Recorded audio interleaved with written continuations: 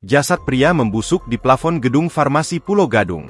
Aroma busuk tercium dari balik plafon salah satu gedung perusahaan farmasi di kawasan Pulau Gadung, Jakarta Timur, Selasa, 29 Juli 2025, sore. Para pegawai awalnya mengira ada bangkai hewan sehingga dicari sumbernya.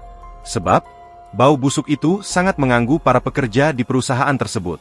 Setelah dilihat ke plafon, ternyata ada jasad laki-laki yang sudah membusuk dan kaku.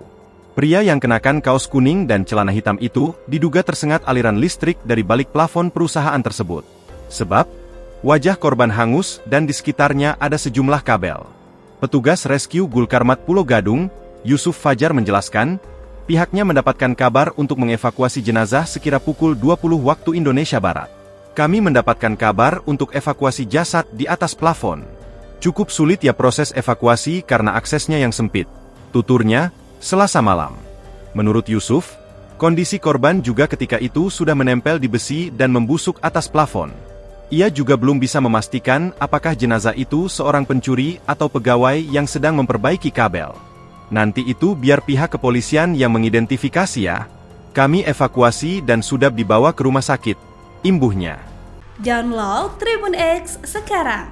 Menghadirkan lokal menjadi Indonesia.